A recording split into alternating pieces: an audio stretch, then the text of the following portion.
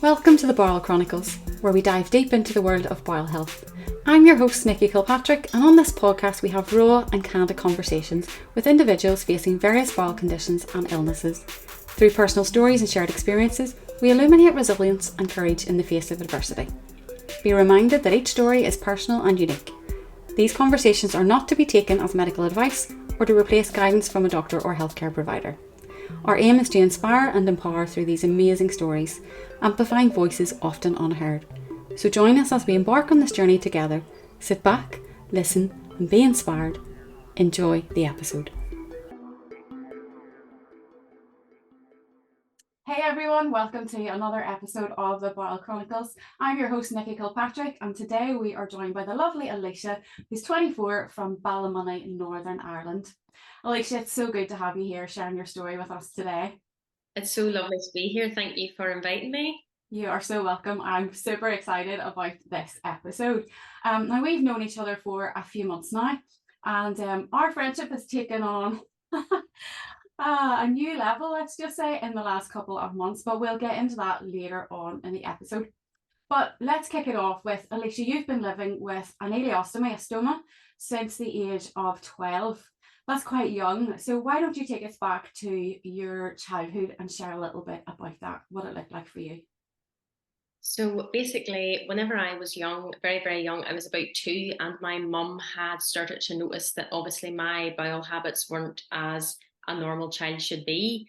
So obviously, I don't remember that far back. So as far back as I remember is whenever I was about 7, 8. I just remember being in the hospital all the time and being told that I had a bowel condition, didn't know what was going on, didn't know why I couldn't go to the toilet like other people, or didn't know why I was still, soiling myself in bed at night or whenever I was at school or whenever I was out. Didn't understand why all that was going on. And then the older I got, the more I sort of knew what was happening. And so it would start off with immense pain. And one day I was actually, this is bizarre, I was at my granny's and I had actually counted the amount of times I had anal spasms, and it was close to 100. So that was from like lunchtime to dinner, and all these spasms were happening. The pain was worsening. So remember that being probably one of my first experiences of me really remembering it now. And I remember going to A&E and getting the NG tube, so the nasogastric tube, into my stomach. And then I'd had this previous because mum had told me so much about this here and how traumatic it was for her And as how old were you at this point whenever you had your second NG tube? So that was about 7 or 8. So it was, I'm saying it was an NG tube, but obviously it was in a way, but it was temporary. So it would go down, they would flush enemas down, and then they would take it back out, which I've never ever heard of anyone else having this.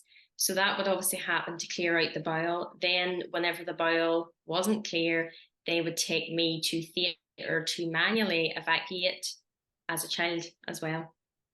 Wow. And so these spasms that you're talking about, the anal spasms you're talking about, like what did that look like mentally? How were you feeling at that time? You know, you're talking about being in your grams there, and you actually recognized that something was going on in your body. Like, how Yeah. old were you? You know, how like you were obviously in tune with what was going on in your Yeah. body. You Mm-hmm. know, what was your headspace like at that time? I was just thinking, why is this happening? And why is this happening again? What is wrong with me? And obviously, the big fear of, do I have to go to hospital? And obviously, each time mum took me to hospital, there was no other resolution to fix this chronic constipation or not being able to go to the toilet. Okay, so this literally had been going on from you were like 2 years of age. Your mum Yeah. said, and you get to 7 or 8. Do you get into your teenage years? You know, was there a gastro brought in? Like, what was your first point of contact with like medical staff for investigations? So one of the times I had been to A&E and been admitted again to the children's ward, had the same NG tube down. Well, no, they were wanting to do the NG tube, and mum just refused. She said, no, this is not on. I don't want this to be a reoccurring thing. This has happened countless times now, and she wanted a second opinion. So there and then we were referred on to a specialised colorectal paediatrician at that time. So that was in a different trust. So I think I went to see him possibly about a week later, maybe a couple of weeks. And then he started me on the peristeen irrigation, which you know very well, Nikki. That's right, yes. So let's talk about that. How old were you then when peristeen irrigation kicked off? So, And let's just explain that for our listeners, what peristeen irrigation is. so I was about 10, and I remember going in, and that was obviously their protocol for children with chronic constipation. That was the starting point.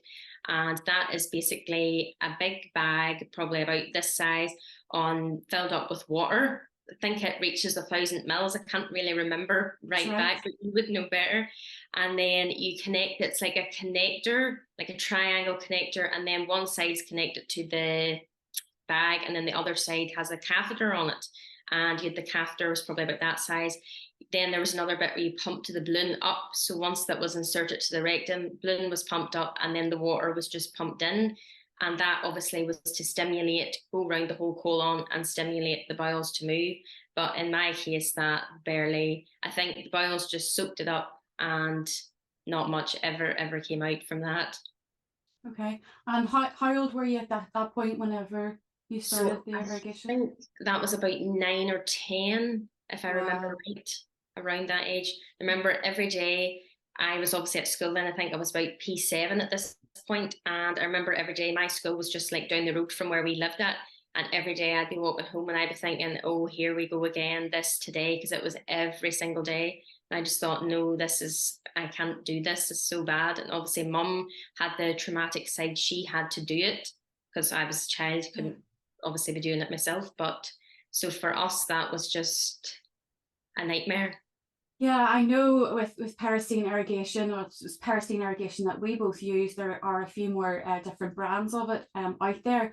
I know as like that being part of my journey over the last 4 years before surgery, that is very difficult as an adult even to do. And it's, what does that involve? That involves sitting in the bathroom for an hour and a half at a Yeah, time. And, when it's unsuccessful and it doesn't work, because it doesn't work for everyone, that's so frustrating. It's like an hour and a half of your time that you're not getting back. yeah, And the pain and the trauma that it causes to the body. I remember collapsing in the bathroom and shaking and having to go and lie down afterwards when I initially started it. And, pumping in 1,000 mils and not getting anything out, and filling the bag again and going again to try and have some success. And it's so frustrating. But to go through that as a child, my heart breaks that you actually had to go through that. And I know I've quite a few interactions with parents who, when I started to share my peristeen stories on social media, they started to connect with me and they're like, how do you deal with this? It's so yeah. frustrating. How will I get my child to adapt and come round to this? Because the next step is surgery. So that's frustrating. It's difficult as a child. And here you are in P7, primary seven, 10, 11 years of age. And, the next thing, puberty is setting in, hormones will be setting in. Yeah. And that is a really, really difficult thing to be coping with. So how long was peristeen used for? Or, what did that journey look like? If there was no success, then what was the next step then for you? So from what I can remember, that went on for, I would say, a good maybe few months, maybe 6 to 8 months. I'm not totally sure. It felt like a lifetime for me. Mm-hmm. But whenever that was obviously unsuccessful for so long, we had a great colorectal nurse situated in the hospital as well, and she worked with the consultant. And mum could just phone her, like for example, this morning, and she would say, "Come up this afternoon at 2 o'clock." So, and then she would obviously examine and get him to see me, and then it would be booked in manual evacuation, or else they would try other extensive enemas to try and get some kind of result, to not have to resort to going through the whole theatre progress and trying to do something about it that way. And then that leads on to the next thing that happened from the peristeen. Whenever that was a total no-go, that was scrapped, then we moved on to the ACE procedure. Okay, so let's talk about the ACE procedure. What is an ACE procedure?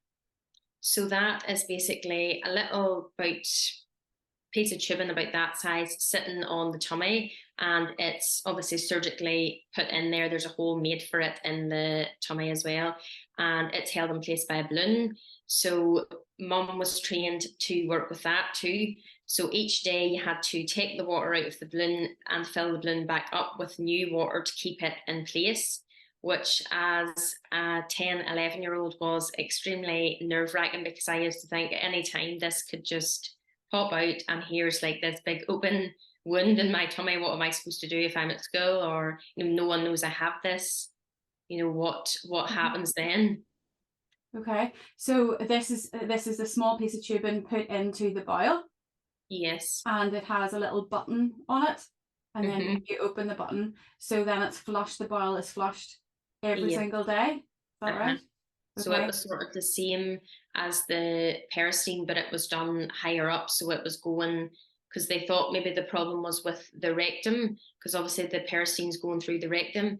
So then they tried to put this in through the colon to try and see if it could come down that way, but that was a no-go as well. Okay, so here you are at school, 10, 11 years of age, with this ACE button on your tummy. Did you share that with your friends? Did anyone in school know? What did it No. look like for you? No, you kept it a secret. Yeah. Hmm. What did that feel like? I just felt like so alone, and why is this happening to me? What have I done to deserve this? And is there ever going to be an end to any of this? Because at that point, I just thought this is going to be my life forever, in and out of hospital. And where are we going with this?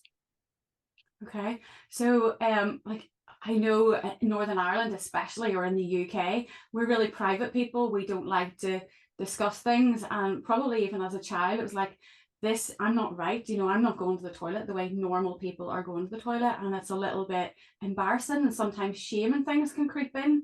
Where we hide those things and we shy away from it. And here we are at the age of 24, and you're sharing your journey publicly. Yeah. So how things change, so you've been on this incredible journey throughout your life. So this ACE procedure doesn't work. You get no success with that. And your Mhm. mom is still battling, how do we fix this? And she's advocating on your behalf. Back to the surgeon then. This ACE procedure isn't working. What was the next steps? So the surgeon had already spoke with us previously before we had the ACE done to say that the next step would be a stoma. And at the time I was like, just go for it now, just do it. I don't want the ACE, I just want the stoma because, I have no life. And at that point, I was 12, I think, because my best friend that actually lived beside me, she was moving away to England the next year. And I thought if I could have this summer and winter with her and spend so much time with her before she left. If I had the stoma, that would be so great. But obviously that didn't go to plan. But the stoma was there then about 6 months later. Okay. So how did your stoma come about then? Or let's just explain for our listeners, because there's probably people listening today who don't know what a stoma is, because we're talking about all different bowel conditions on this podcast. And unless you know someone in your sphere or in your community who has a stoma, sometimes a stoma or surgery can come on as an emergency, and people are like, what is this? What has happened to me? So do you want to explain what a stoma is? So basically, the stoma that I have is an ileostomy. So it is connected to the ileum, which is the small intestine. So part of the small intestine is brought outside the tummy and sort of stitched in, obviously to keep it in place. And then you use supplies to put on top, which is known as the bags. That's where people get the name, oh, that person has a bag. Okay, yeah. So how did surgery come about? Was that an emergency? Was that planned surgery because this ACE wasn't working? It was planned in a way, because whenever obviously we had then came to the realization the ACE was doing nothing. Whenever I had the ACE in, I went for numerous tests with it. So the last point of it was going for contrast testing to see where is the problem, because then they were starting to think, what's going on in the small bowel? Is it working properly? So they done tests where you had to drink the dye and then had the dye put through the ACE. So whenever it went through the ACE, they were, it was in there for ages. and it just stayed there. So that showed that the colon was slow transit. Okay. So that's which made the decision to get the ileostomy, because the small bowel was fine. It was the colon and the rectum that was the issue. Okay, so what we mean here is there are different types of stomas, there are different types of ostomies. So for the Yes. bowel, that would be an ileostomy in the small bowel, or in the large bowel, it's known as a colostomy. So in the small bowel as an ileostomy, your output is more runny because your poo isn't formed. Whereas if it moves on down the bowel into the large bowel and comes out in a colostomy, it is slightly more formed. So your problem was slow transit happening in the large bowel. That's where your problem was. So they decided then the ileostomy is the best way for you. So 12 years of age, planned surgery, going in for this major operation, but you knew it was going to be the surgery that was going to help you, right? Yeah. But even major bowel surgery, life-changing surgery at the age of 8, how did you feel in the lead up to that? I was feeling nervous, but then I sort of thought, what is this life now that I have? There's nothing, I can't go out like normal 12-year-olds and go out with my friends and do things, because I'm constantly tied to the house. I'm constantly sick, or I'm in hospital, or planning to go into hospital. Okay, so that just seems constant, like from you are literally no age as a toddler, child running around. You should be out in the street playing, having fun, play dates, sleepovers, all those things we did whenever we were kids, but you were restricted from taking part in those because number one, you're riddled in pain, and number two, you're doing this endless bowel prep and trying to get something to work, right? Yeah. Wow, it's absolutely heartbreaking, but we need to share these stories because there are so many people out there like you going through this, and sharing the power behind our story is what gives people a little hope. So you're going into hospital having this ileostomy surgery at the age of 12. You like, do your friends know you're going into hospital? Is there any questions being asked? So I Anything? did tell a couple of my closest friends. So I had one of my best friends at school, and then my other best friend who lived beside me as well. So they both knew, and they didn't really ask any questions, because I suppose at that age, people, they don't really understand. They don't know what to ask. They just knew that, oh, my friend has a bowel problem, and now she has to get a bag, and that was it, really. Okay. So the other side of surgery then, what was that? What was that like for you as a 12-year-old coming around, adapting to, oh my goodness, I now have this poo bag on the outside of my body. And what is life going to look like? How did that feel for your family, for your parents, starting to navigate this new adaptation? Whenever I first woke up from the surgery and came round properly, and obviously whenever, I don't know if they had, are they still doing this, or whenever they woke up, the stoma bag was clear, so you could see through it. And obviously I don't use those bags anymore. I've never used them bags. And whenever I looked down, all I could see was this like wee brown clear thing, and I just thought, oh my God, my life is over. What is this? But obviously, deep down, I knew this is going to help. But then part of me was thinking, is this going to help, or is there just going to be more problems with it? Okay, so you're a little anxious then, or a big bit anxious about Yeah. adapting to that. So how long were you in hospital for? What was your recovery like? What was your mental headspace like coming through that as you started to kind of navigate this new journey? I wasn't in hospital for too long now, because I was a child. And then if you were under the age of 18, obviously your parents, or in my case, my mum, had to learn how to deal with the stoma. So the stoma nurse came and showed her exactly what to do. And she got us all the supplies ordered and everything in place for going home. So it was mum that learned that side of things. And obviously I was able to watch, but it wasn't for me to start to learn that because I was so young. So I was in hospital, I think it was around maybe 3, 4 days or so. So it wasn't too bad. And then home, and I just thought, oh my word, what happens now? Right. So puberty hits. What does life look like for you? At high school, grammar school, whatever it is. Um, this new adaptation. After school activities, sports. Were you involved in anything like that? Did you continue to keep it to yourself? Did you share it with your school friends? What did it look like for you? So I was off school obviously for quite a number of weeks because I was post-op recovering and then getting used to this new stoma bag. I did tell my closest friends at school, and obviously mum had to tell the teachers and everybody what this was and send them in supplies in case of leaks at school and so on. So that was just, I felt anxious about going back. But whenever I did go back, everybody was so nice, even though people didn't know, they just knew that there was something wrong with me. They didn't know why. And it felt normal to get back to school again and try to just sort of fit in was kind of my thing and not really disclose any information with anyone. Okay. And like what was your pain like? Was this surgery in your eyes successful? Was it doing what you needed it to do?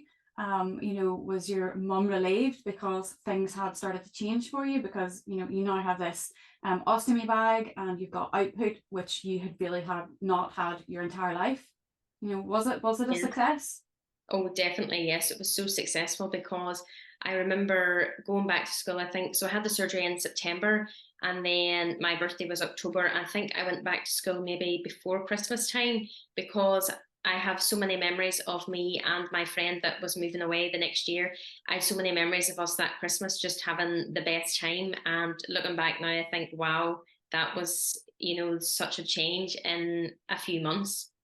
That's incredible. That is absolutely incredible. And it just, reiterates the story of hope whenever ostomy surgeries are the right thing for you and you've been suffering for so, so long that you actually have a better quality of life after that surgery. So like you go through high school, grammar school, and you're doing incredible, you now are in a great profession if you want to share about that. And the lead up because you've been to university, what did that look like, as someone with living life with a stoma? So whenever I was at school, school went fine, and then I went on to do A levels. Then after A levels, I decided, I always sort of knew I wanted to do nursing from this perspective, and then also from a perspective that my granny and granda both had dementia, and they were both in a nursing home, and sadly they've passed away now. But that sort of spurred me on to do nursing as well. So both them things in mind, I was like, no, this is what I want to do. But then I thought, well, I'll take a gap year out and I'll work. I was working in Tesco at the time. And I thought, no, I'm just going to work for that year and see if that's still what I want to do. And yes, every day I thought I can't wait until I can apply to be a nurse so I can help people the way that I was helped and the way that my granny and granda were helped. That's fabulous. So encouraging to hear, you struggled the whole way through primary school, you struggled through secondary school till you got your surgery, and here you are as a young woman progressing through life. Yeah, you might take a gap year, but you still knew your passions and your desires to go into nursing, and you complete your nursing, and you're now working away as a nurse. So let's talk about. So you're engaged, right? Yes. You have a fabulous supportive partner Yeah. and a great family. How you've met, I don't want to say his name here, you can share it if you like, but you've met him. What did that look like for you as a young woman meeting someone, starting to get into relationships, but being aware, okay, my body looks different. We want to talk about things like acceptance and being okay with our bodies, and that can be pretty anxious times, distressing times, embarrassing times, and like, how do I explain this to someone? So Yeah. what did that look like for you as a young woman? So I met Jamie whenever I was 17. So me and one of my best friends had both separated. We had went to different schools to do A levels. So she was doing A levels at the school Jamie was doing A levels at as well.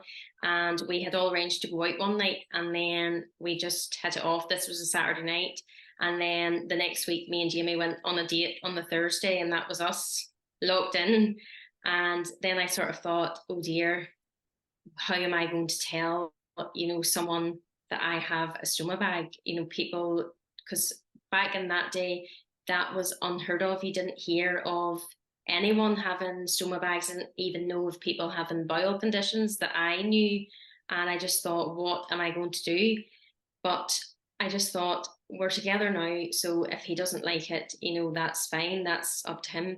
So one night he was coming over to mine, and I just thought, right, this is it. This is the night now. I've done so much research online, and I've looked into other people's stories of them finding partners and telling them they've had stoma bags. And I just told him, and he was so accepting. And he was researching things online to do with stomas. He was asking me about the supplies and, what he would do if I was sick, or whenever we used to go nights out, he would say, "Oh, what will I do whenever you're drunk if I can change this bag?" And, he was so accepting, and it was just great to just hit it off with someone and then them be so accepting of all of you. I think that's so special. And so you've been together 7 years. And Yes. that's it. That's amazing. A little bit of my story, I hear so many people out there who don't have supportive partners, or they maybe come through surgery and this is a shock to their partner and they can't adapt, and Yeah. they just don't have the support network that they have. And for me, I feel really blessed because my husband and I have been together 16 years, but whenever we first got together, my nan had been through bowel surgery, and she had a stoma. And Adam and I used to go and visit, and she'd be having another leak, and my granda, who was almost 80 years of age, would be changing her stoma bag. And Oh. even though a stoma nurse would come into the house, nobody could change this bag like my granda could. Now, back then, the products were rubbish. They're not like the way they are today. But I can remember, 16 years ago, my husband and I standing and looking, going, my granda is a legend. Like, he is changing this bag. He is so supportive. And whenever my nan was, quite close to the end, she passed away in 2010. And I can remember having a moment standing around the bed with her and my grandpa and my husband Adam there. And he just looked at him and he said, if I can be half the man that you are to her, then I'll be doing well. And he was talking about, if he could be half the man that my granda is to me, he would be doing well. And here we are, as soon as I'm Now look booked in at. for surgery, and he's like, get out of the way, let me change this bag, let me help you with this. And that was only the practice bags before surgery. And to have that support from a loved one, and especially a partner, someone who you're intimate with, is really, really important. It's really, really special. And I think the earlier in the relationship that you can open up and just allow yourself to be vulnerable can do and lead to a beautiful thing. And if they're not accepting of it, I just say they're not for you. And Yeah, there will be exactly. someone out there who is perfect for you and will accept you for who you are. Because honestly, this is absolutely nothing living with this, and they need to be accepting of it. Yeah. So you've done fabulous being in this relationship with Jamie 7 years. You're engaged to be married. You're living life, have your own home. Let's just go back to, like, you're talking there about you were researching on online before you told Jamie about your stoma, and you knew other people out there had got partners. But did you know people with stomas? Did you have like a community? Were you liaising with anybody, connecting with anybody? What was that like?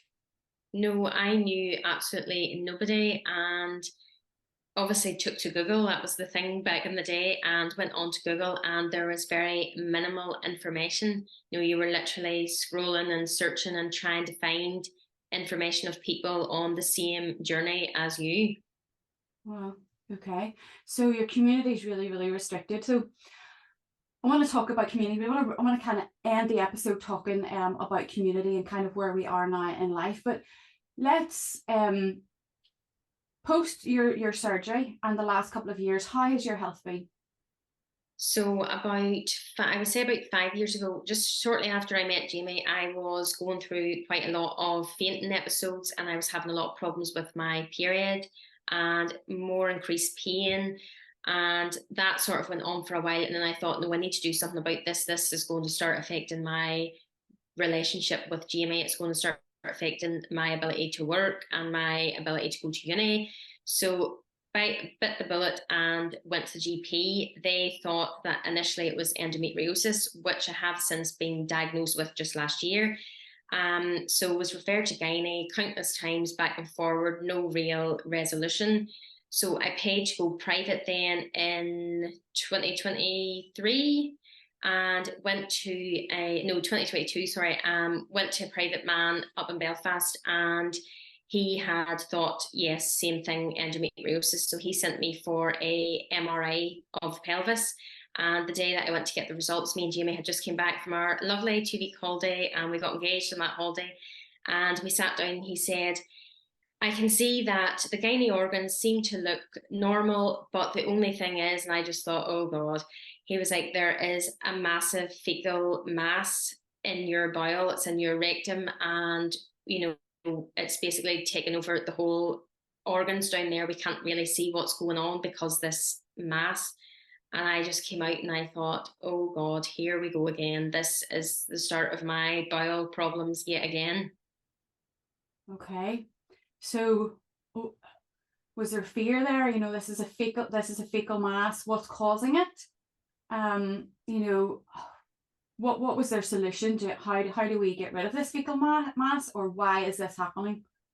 So he explained to me, he said, look, from what we can see, it seems to be all feces, but we don't know what's caused this or where it's came from or why it's this size. And I was sort of thinking, oh, the nursing head was on, and I was thinking, oh dear, this is going to be really bad. Is this going to be a tumor? Is this going to be something else? What is wrong?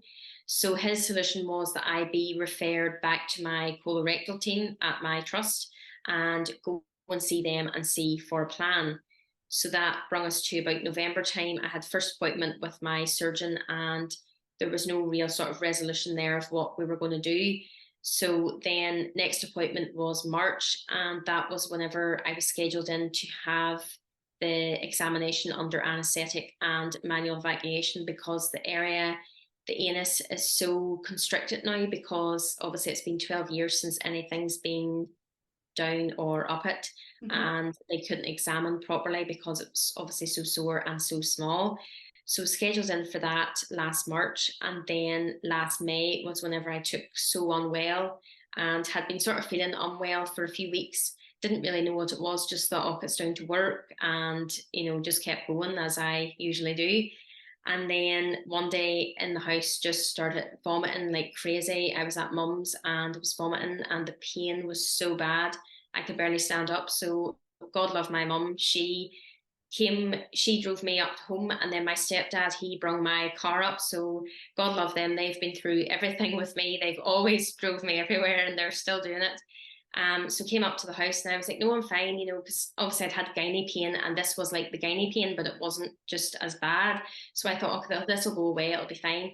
Then no, later on, Jamie came in from work, and I had been on the bathroom floor for ages, being sick, couldn't stand up. The pain was so bad, was literally hunched over, and came up to bed, and I just lay there, and I thought, oh my word, I'm going to have to go to A&E, and that's not me. I do not do that. So then later on, about maybe 10, 11 o'clock, Jamie was like, no, we need to go. You can't even move. You haven't ate, you haven't drank, you're in so much pain. So we went to A&E, seen the doctor in A&E, and she was so, so good. She said, I can't believe you've been left all this time with this big fecal mass and really nothing has been done about it. So she scheduled me and then see the surgeons, seen them, and then they said, no, we have to take this out. You're going to theatre. So went to theatre the next day, and that was removed. And then that was the start of the issues. Okay, so we'll get to the issues in a second. Let's talk about this fecal mass, because our audience are listening and they're going, you're living life with the stoma, it's in your small bowel. Why would there be fecal mass in your bowel? And only that I'm someone living with an ostomy, I know that I'm living with a loop ileostomy. It's the same, Alicia, you have a loop ileostomy, and what that means is it's not a permanent stoma. It is the bowel basically cut, it's brought outside the surface of the skin, but the part that isn't being used is also there. So it's like too many stomas pushed together. But there is the chance of some liquid or loose stool actually passing into that lower end of the bowel. But it's not always feces. It can be mucus, right? Yeah. And I think that's knowing and listening to about part of your story, that the majority of it is mucus. So if we can just simply explain that the large bowel, part of its character and its its job basically is to make mucus. Even after it's been cut surgically, it still knows that it has to create mucus, and the mucus is to line the bowel to make your stool pass along it. And even after bowel surgery and creating the stoma with the ileostomy, that mucus still forms and has to be passed. So sometimes you might have a poo as a person and you'll see little white bits in it, and you'll be wondering, what is that? That is actually mucus passing away. And sometimes you get it at the start of a poo, sometimes you can get it in the middle of a poo. But once you have a stoma, that mucus still needs to come away. So it's not weird for us living with stomas to all of a sudden feel like we need a poo, and out will pop a little bit of mucus. But for you, this has been building and building and building and become a mass to the point where it has to be surgically removed. Yeah. So this then has led to your issues. And where are we at today with these issues, Alicia? So since last May, then I had obviously been unwell for quite some time, and October then again, same thing. I was so unwell, but this time I was worse, and I was having discharge from the front passage where there was fecal matter coming out the front. So obviously that was big alarm bells with me, and that's what actually made me go to A&E, because I just thought, no, this pain will subside in a few days, it'll be fine. But no, it just got worse, and then this started, and I thought, that is big infection risk. I need to get myself down to A&E now. And then that was another manual evacuation, but they were querying that I would have a rectovaginal fistula, which is an opening between the rectum and the vagina, but they weren't 100% sure about that. So they're thinking that because my rectum is known as megarectum, so it can hold so much feces and mucus, and it has pressure, but there's no actual feeling of need to go to the toilet. It's just pain. There's no feeling to move anything. So they're thinking that that is causing it to come out the front, because the pressure is so heavy on the surrounding organs that it's pressing on the vagina, and that's where the discharge is coming from. Okay, so the plan of action then moving forward with that, what does that look like for you? So basically, me and the surgeon have decided that we're going for the full proctocolectomy, which means that I'm having the whole colon, rectum and anus removed, and the back passage will be sewn up. And then my stoma will be no longer a loop ileostomy, it'll be an end. So it will be cut off completely this time. There'll be no diverted contents coming down anywhere. And that will just be my life. Again, life-changing surgery, and that is quite imminent. You're going to have that done in the next few months? Yes, about 3 to 5 months, he said, in February. So it's just a waiting game now. Okay, that's pretty cool. But you know that's, oh my goodness, this is going to bring me hope. This is going to be changing things, because you're now living life with this fistula that is causing your fecal contents to still come down into the large bowel and potentially try to make its exit through your body, through your vagina. What like you're still working, you're holding down a job, your relationship. How do you cope with that? I don't really know. Sometimes I just sort of think, the more that I would like to be busy, and I like to, obviously, what I love doing is getting out to work. And, as soon as I walk in the doors, that's my problems out.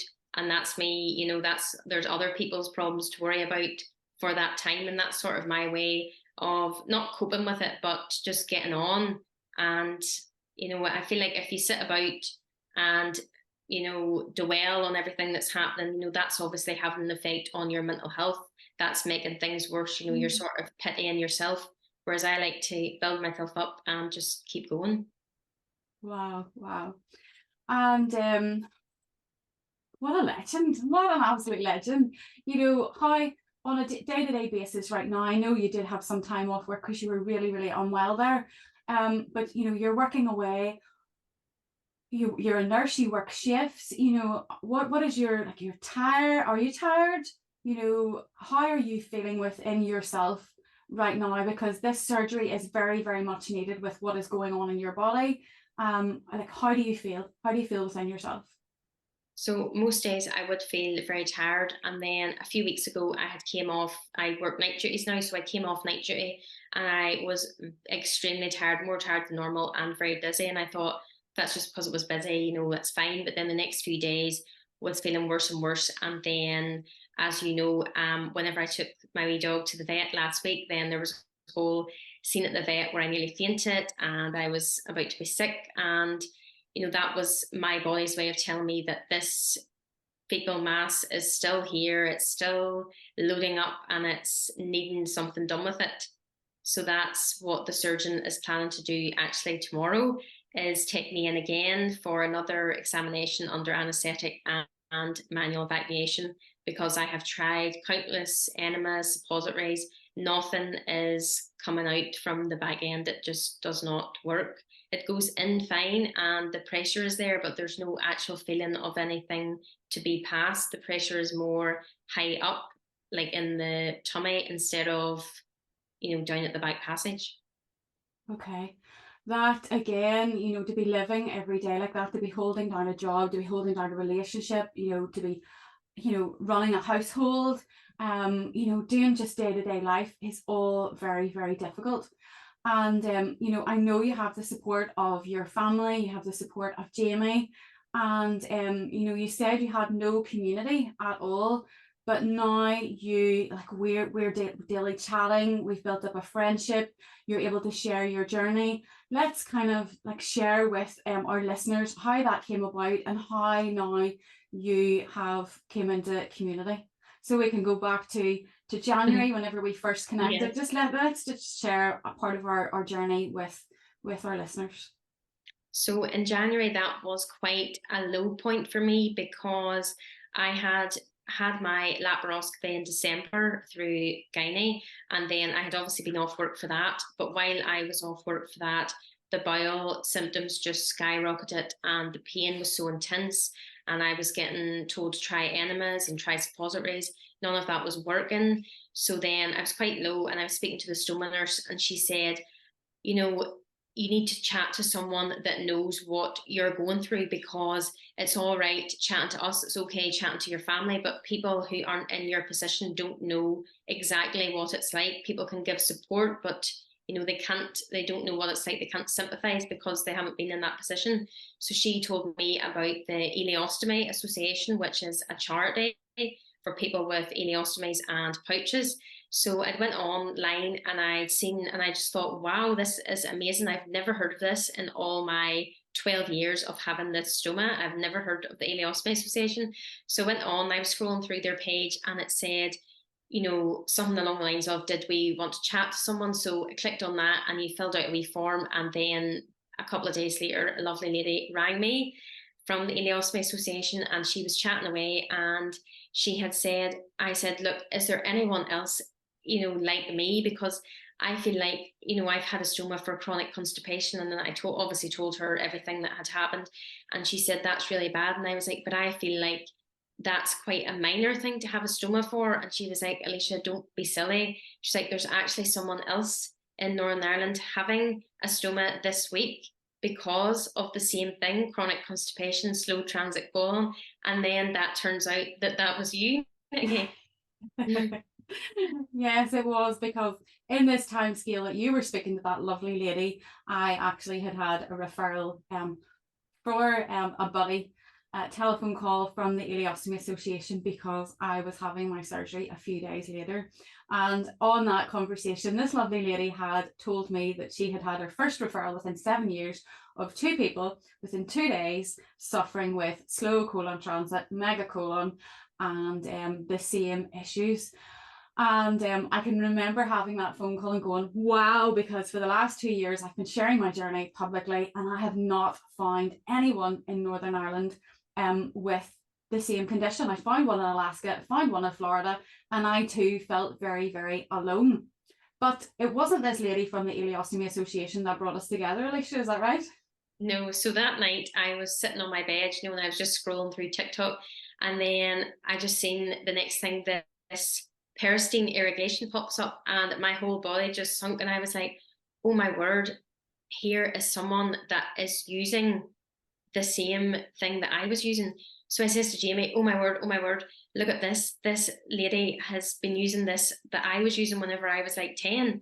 And we couldn't believe it. So then obviously I clicked onto your page, realized that that was an old video that had magically appeared coincidentally that evening. And I was like, oh my word, this lady is having stoma surgery. I was like, she's actually had her stoma surgery. And I thought, wow, that must be some kind of connection. Like, what is happening? Like, I've spoke to this woman from the Ileostomy Association. She's told me someone else is having stoma surgery for the same thing. And then I viewed your profile and I've realized this lady has what I had. Wow, I've got goosebumps on my arms, and every time we share this story, it has the same impact on me. So here I was sitting in the Ulster Hospital, Dundonald, and out of the blue, I get a private message on TikTok. Oh my goodness, you use the same machine as me. You're having surgery. And I start to reply to you, and my natural instinct is, oh my goodness, you're 24. You live in a Ballymoney, the alarm bells start to ring in my head, and I'm like, you've been living with a stoma for 12 years. And initially my heart breaks for you, and I'm like, have you heard of the Ileostomy Association? You know, I've had a call this week from one of the buddies who's really helped me. Like, have you had that as a young person, or do you know about it? And your reply was, yes, I've just literally been speaking to a lovely lady, had a call with her in the last few days. And the alarm bells continue. I start to join all the dots together in my head. And I'm replying to you, have you spoken to this lady? And you're replying to me going, oh my God, are you the other person? Meanwhile, I'm contacting this buddy from the IA saying, is it Alicia? Is Alicia the other person? And so we meet through TikTok, even though we've had this conversation with the same lady from the Ileostomy Association. And little did we know that that would be the start of an absolutely wonderful, beautiful friendship that we have developed from January. And we have gone places, and we're in community. So you go from having nobody, knowing nobody. You felt really, really alone. I had felt alone for so long. And here we are. We now know each other, living in Northern Ireland with this problem, and we're both living with ostomies. And so we network, and oh my goodness, we start to find more and more people within Northern Ireland who come onto TikTok or Instagram and start to say, I've got the same problem as you, can you help me? And we're having all these little chats and things in the background. And now we have a functioning private Facebook group for people with bowel conditions with over a couple of hundred members in there, and it's absolutely thriving. Like, how life has completely changed for you in the space of a few months. It's pretty powerful, isn't it? Yes, definitely. And so to go from no community to this community, like, what does that feel like? I think at the start, obviously we had started the group up, and then there was maybe like about 20 members. I think the highest we went to was about 50. And then after that, it just seemed to skyrocket. And I just thought, wow. And obviously you had started off, you'd shared your story. Yours was the first story. And then I had followed and shared mine. And then us sharing our stories seemed to encourage more people. So each time people joined, we were getting more people sharing stories. And I thought, this is so fulfilling to read someone's story and, feel like we have taken the weight off them, because they have now relayed their story to so many people that can relate to them and help them, because that is what it's all about. And I think the group is so good because everybody's so positive and there's no negativity. There's no people bringing each other down, or people, obviously we're chatting about bad experiences, but we're not, saying, oh, having a stoma is the worst thing ever, or having this is the worst thing. It's so positive, and people are trying to work together to help each other. Yeah, and I think because we have kind of created this group, not just for people with stomas, but created this group for people with all different bowel conditions, because we were those people who lived with chronic constipation and, are living on the other side of a stoma surgery, and you're going to have further surgery. And I think the power behind our story, which I keep hitting on, is, we really need to share it. And we don't realize the power behind our stories, but me actually being vulnerable and sharing that on TikTok actually led to a beautiful friendship. And inspiring so many more people and helping people. And I think there's a major lack of community, especially here in Northern Ireland, but in the UK and the globe as a whole. So it's exciting that we have this group up and running. And if you're a listener tuning in today and you have a bowel condition of whatever it may be, chronic constipation, chronic diarrhea, IBD, bowel cancer, endometriosis on the bowel, or you've been through an ostomy, whatever it is, please go to the link in my bio or contact Alicia, drop either of us a private message and get yourself into that Ostomates NI private group. And honestly, you will thrive in our community and we will be there to support you and do life with you.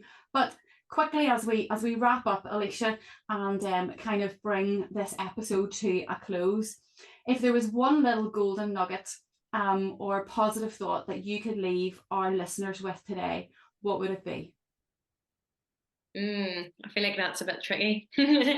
But I feel like you should always just trust yourself. And if you know that there's something wrong with your body, that you do something about it, because you don't have to live like that.